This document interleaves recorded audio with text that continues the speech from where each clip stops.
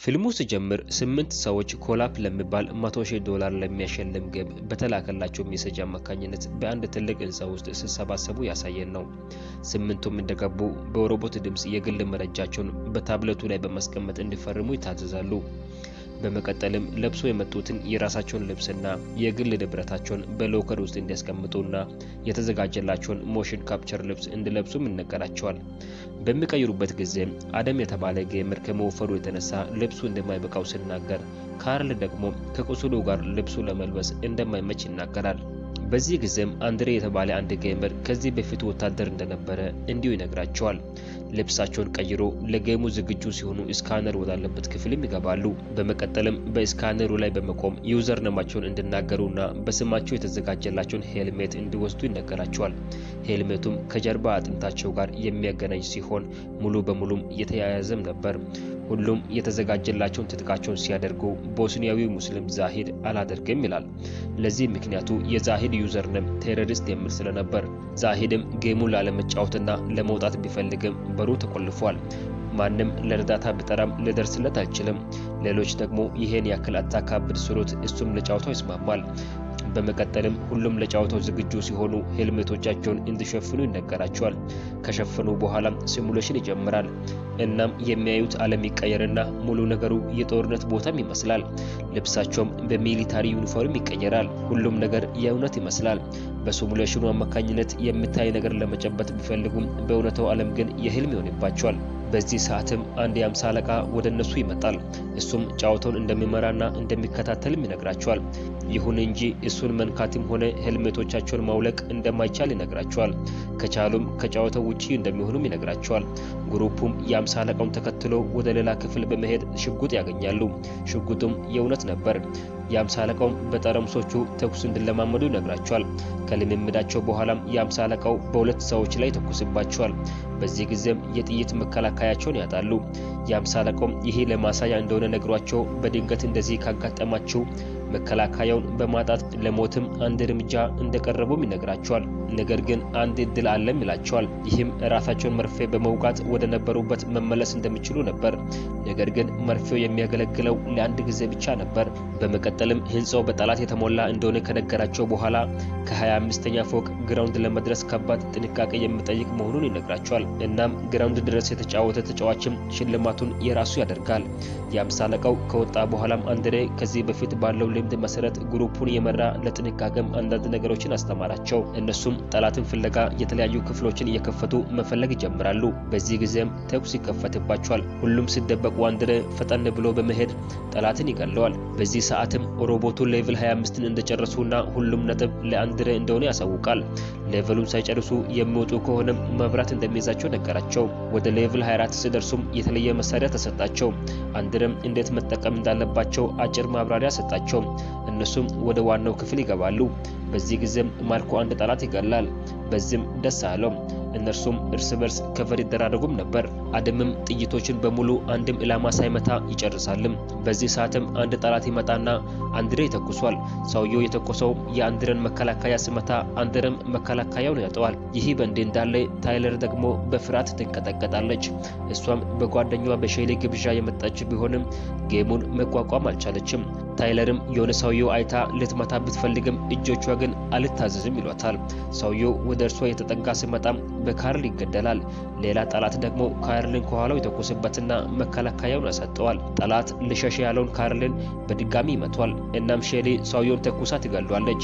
በኋላም ሼሊና ካርል ሄልሜቶቻቸውን አውልቆ የካርልን ቁስል በሚያዩበት ጊዜ የጌም ሳይሆን ቁስሉ የእውነትም ነበር። በዚህ ሰዓትም አንድሬ በመምጣት መርፌም ወግቶት ህመሙን ያስረሳዋል። ካርልም ይህ ጌም እንዳልሆነና የጠበቁትና ያገኙት ሰማይ ከምድር ያክል ልዩነት እንዳለው ይነግራቸዋል።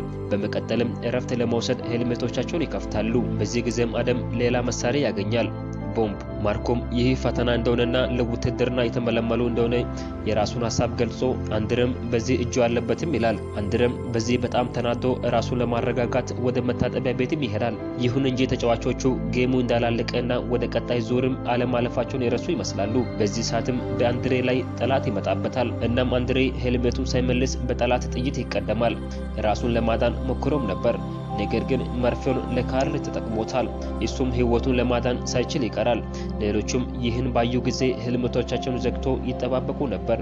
እናም ኤድዋርድ ላይ ይተኮስበታል። በዚህም ግሩፑ ይደበቃል። ታይለርም ከደረጃው ጌሙ ሳያልቅ በመውረዷ ይቆለፍባታል።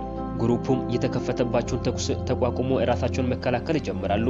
ኤድዋርድም ራሱን መርፌውን በመውጋት ሊያድንም ችሏል። በሌላ በኩል አንድሬ በመሬት ላይ ይፏቀቃል። በመጨረሻም አደም ቦምብ ወርውሮ ጠላቶችን በሙሉ ይገላቸዋል። በዚህም አደም የተሻለ ነጥብ ሲያገኝ እነሱም ወደ ቀጣይ ሌቭል ጨዋታም ይሄዳሉ። አንድሬም የጮኸ ለእርዳታ ይጣራል። ሄልሜቱን ለማውለቅ ሲሞክርም ከውስጡ የተገጠመው መብራት ይዘውና ይገሏልም። እሱን ፈልገው በሚመጡበት ሰዓት ሞቶ ያገኙታል። ነገር ግን ሼሊ ሲፒአር ትሰራለታለች። ምንም የለም፣ አንድሬ ሞቷል። ሮቦቱም ግሩፑ ቀጣዩን ጨዋታ እንዲጀምሩ ይነግራቸዋል። ነገር ግን እነሱ መጫወት አልፈለጉም። በኋላም ከአንድሬ ሄልሜት ውስጥ ደም ጠብ ሲል በማየታቸው ሄልሜቱ እንደገደለው አወቁ። በዚህም ሄልሜቶቻቸውን ለማውለቅ ቢሞክሩም የማይታሰብ ይሆናል። በዚህ ጊዜም የፈራው ዛሂድ ሄልሜቱን በእሳት ማጥፊያ ለማውጣትም ይሞክራል። ደጋግሞ ሄልሜቱን በመታም ምንም ለውጥ ሳያገኝ ይቀራል። በዚህ ሰዓትም የአምሳ አለቃውን ይጠሩታል። እሱም በመጣ ጊዜ ካርል ህጉን በመጣሱ እርግጫ ያቀምሷል። የአምሳ አለቃውም ጨዋታውን ባይጨርሱ ሊደርስባቸው ስለሚችለው ቅጣት ከነገራቸው በኋላ ያላቸው አማራጭም ጨዋታውን መጨረስ ብቻ እንደሆነ ይነግራቸዋል። ግሩፑም ጨዋታውን በመቀጠል ብዙ ሌቭሎችን ቀለል ባሉ ነገሮች መሃል ያልፋሉ። በእያንዳንዱ ሌቭልም የተለየ መሳሪያና ዘዴም ይጠቀማሉ። አሁን ጨዋታው ጋዝና ተቀጣጣይ ነገሮች ባሉበት ክፍል ውስጥም ይሆናል። በዚህም ጥይት መጠቀም ስለማይቻል ጩቤ ይሰጣቸዋል። ታይለርም በዚህ ታለቅሳለች። ምክንያቱም በጩቤ ከሰው ጋር ለመገዳደል መደባደቡ ይቅርና በሹካ ምግብ ስትበላ ለምግቡ በጣም የምታዝን ልጅ በመሆኗ። በዚህ ሰዓትም ሼሊ ምንም አትሆኝም፣ ወደ ቀጣዩ ዙርም ታልፊያለሽ በማለትም ታበረታታት ነበር። ጌሙ ቀጥሏል። ወደ ታች በመጡ ጊዜም ሁሉም ተጫዋች መከላከያቸውን አጥቷል። ወደ ሌላ ሌቭል ባለፈው ጊዜም ካርልና አደም በጥይት ይመታሉ። በዚህም ማርኮና ሼሊ በመርፌያቸው ይረዷቸው። በጌሙ በጣም ደክመዋል። ከውስጥ መስታወት ሰብሮ ለመውጣት ይሞክራሉ። ዛሂድም በሆነ ዕቃ መስታወቱን ለመስበር ይሞክር ነበር። በዚህ ጊዜም የአምሳ አለቃው ይመጣና ዛሂድን ይቀጠቅጠዋል። ዛሂድም ለማምለጥ በሚሮጥበት ጊዜም የአምሳ አለቃው መቶት በደረጃው ሲንከባለል እግሩ ይሰበራል። የአምሳ አለቃውም በቀጣይ ለማምለጥ የሚሞክር ተጫዋች ካለ እንደሚሞትም ይነግራቸዋል። ግሩፑም ዛሂድን አግኝቶ ቁስሉን ለማከም ቢፈልግም ቁስሉ የምር እንደሆነና የጌሙ መርፌም ሊያድነው እንደማይችልም ይረዳሉ። በመቀጠልም ሮቦቱ አሁን ለቀጣዩ ጨዋታ ራሳቸውን ማዘጋጀት እንዳለባቸውም ይነግራቸዋል።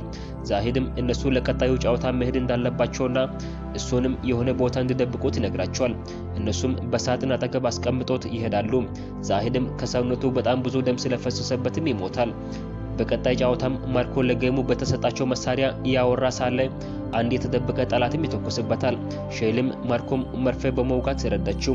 በዚህ ሰዓትም ግሩፑ ታይለር በእነሱ መሃል እንደሌለችም ይገነዘባሉ። እናም እሷን ፍለጋ ይሄዳሉ። በዚህ ጊዜም ጠላት በእያንዳንዱ መታጠቢያ ክፍልም እነሱን መፈለግ ይጀምራል። ሼሊም ኮቴውን ሰምታ ጠላት ሳይቀድማት ቀደመችው። ታይለርንም አዳነቻት። ሌቭሉ አልቆ በእረፍት ጊዜያቸው ስለ ራሳቸው ማውራት ይጀምራሉ።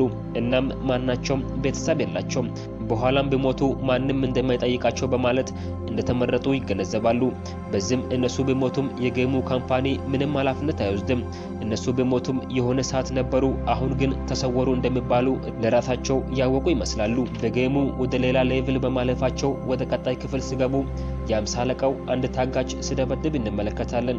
ታጋቹም በግራውንድ ላይ ቦምብ እንደተጠመደ እንደሚያውቅና ቦምቡም ለማምከንም ኮዱን እሱ ስለሚያውቅ ዲአክቲቬት ለማድረግም የሚቻለው እሱ በሚሰጠው መረጃ ብቻ ነበር። ከጎኑ የነበረውን ቮልቴጅ ትራንስሚተር ኤድዋርድ በማንሳት ሾክ እንዲያደርግም ያደርጋል። ታጋቹም ኮዱን ሲናገር አደም ቀደም ብሎ በኮምፒውተሩ ላይ በሚጽፍበት ጊዜ ቦምቡ ዲአክቲቬት መሆን ሲገባው አክቲቬትም ይሆንባቸዋል። ቦምቡ ከ30 ደቂቃ በኋላ ይፈነዳል። የአምሳ አለቃውም ከክፍሉ ሲወጣ ታጋቹን ይተኩሱበታል። በአደም ስራ የተናደደው ማርኮም በቡጢ ሊመታው የሰነዘረው እጁ ሄልሜቱን ሲመታው ሄልሜቱን ከፍቶ አይኑን ከፍንጫው ጋር ያደባላልቅበታል። እነሱን ለማገላገል የገባችው ታይለርም የገበታው ቀማሽም ትሆናለች። በዚህ ጊዜም የአምሳ አለቃው ጩኸቱን ያሰማል። እየሮጡ ወደሱ በሚሄዱበት ጊዜ ሊፍቱ ክፍት እንደሆነ ይነግራቸዋል።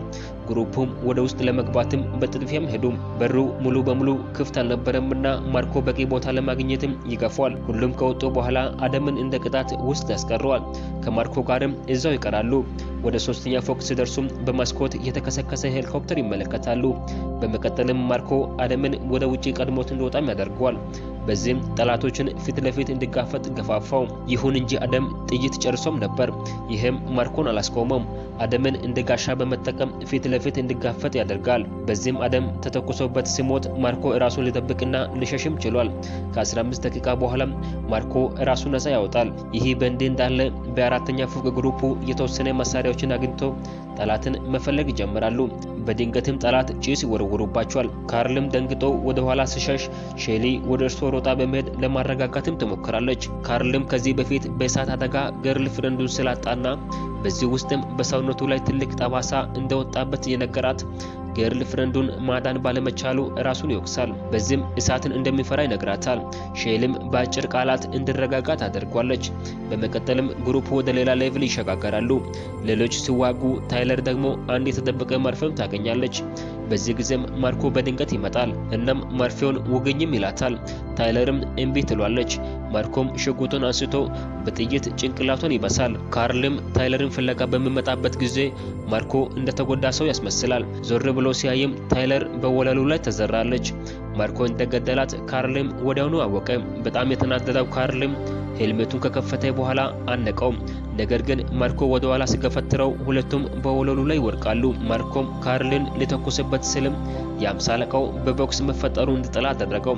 ከዛ በኋላም አንቆት ገደለው። የሞቱትን 3 ሰዎችን ካዩ በኋላ የተቀሩት 3 ተጫዋቾች በቀራቸው 7 ደቂቃዎች ውስጥ ለቀጣይ ሌቭል ጨዋታ ወደ ግራውንድ ይወርዳሉ። ሲደርሱም ሮቦቱ ይህ የመጨረሻ ሌቭል ነው ይላቸዋል። እነሱ መሳሪያ ካገኙ በኋላ ጠላቶችን መፈለግ ይጀምራሉ። ጠላቶቻቸውን ከገደሏቸው በኋላ የሆነ መንገድ ያገኛሉ። ይሁን እንጂ አንድ ጠላት ይመጣባቸዋል። ካርልም ቦምብ ወርውሮባቸው ጦርነቱን ይጨርሳል። አሁን ከመቼውም ጊዜ በላይ በጣም መፍጠን ይኖርባቸዋል። በድንገት ጠላቶች ከውጪ በመኪና ይመጡባቸዋል። ካርልም ተተኮሰበትም። ሼሊና ኤድዋርድም ይደበቃሉ። በሞትና በህይወት መካከል ያለው ካርልም መርፌውን በሚፈልግበት ጊዜ ሼሊ 2 ደቂቃ ብቻ እንደቀረም ትሰማለች። ሼሊ አሁን 2 ምርጫ ብቻ ነው ያላት። አንድ ቦምቡን ማስቆም ሲሆን ሁለተኛው ደግሞ በጠላት ተተኩሶባት መሞት ነበር። ይተኮስባታልም። ኤድዋርድም እንደምንም ብሎ በመምጣት መርፌውን ይውጋታል። ከዛም እንድታሸንፍም ይነግራታል። ኤድዋርድም ቦምቡ ወርውሮ የመጨረሻ ጠላታቸውን ከገደለ በኋላ ሰከንድ ብቻ ሲቀረው ቦምቡን ዲአክቲቬትድ ያደርጓል። በዚህ ጊዜም የአምሳ አለቃው ይመጣና እንኳን ደስ አለ ጌሙን አሸንፋል ይሏልም። ኤድዋርድም የአምሳ አለቃው ያለውን ደገመለትም። በመቀጠልም በዛ ያለው ጥቁር ልብስ የለበሱ ሰዎችም ይመጣሉ። ህንጻውን አጽድቶ ሬሳዎችን ከማስወገዳቸው በፊትም ሼልን እንድትተኛ ያደርጓታል። ሁሉም ሲሙሌሽን ካለቀ በኋላ የጌሙ ሰርቨር ሁሉንም ዳታ ከሰርቨሩ ላይ ድሌት ያደርጓል። በጠዋትም ሼሊ ከእንቅልፏ ስትነቃ ኤድዋርድ ሱፉን ለብሶ ሰራተኞችን ሁሉንም ነገር በጥንቃቄ አድርጎ ስልም ትሰማለች። ኤድዋርድም ሻንጣ ሙሉ ገንዘብ ይሰጣታል። በመቀጠልም ይህንን ለፖሊስ አሳውቃለሁ ብቲ ማንም አያምንሽም ይላታል። እሱም የሆነ መርፌ ልውጋት ስልም ከሱ ጋር ታግላ ራሱን ትወጓለች። በዚህ መሃል ሽጉጡን ትሰርቅበታለች። እሷም በክፍል ውስጥ ያለውን ላይቶችን በሙሉ እንድጠፋም ታደርጋለች። በዚህም ኤድዋርድ የራሱ ሰዎችን ይልክባታል። እሷም አንድ በአንድም ገደለቻቸው። በመጨረሻም ወደ ኤድዋርድ ትመጣለች። እሱም እንዳይገላትም ለመናት። እሷም ያለምንም ምህረት እሱን ወደ ገሃነም ትልኳለች። ፊልሙ ሲያልቅም ሼሊ የተሰጣትን ሻንጣ ሙሉ ገንዘቡን ትታ በሐዘኔታ ከውስጥ ስትወጣም እንመለከታለን።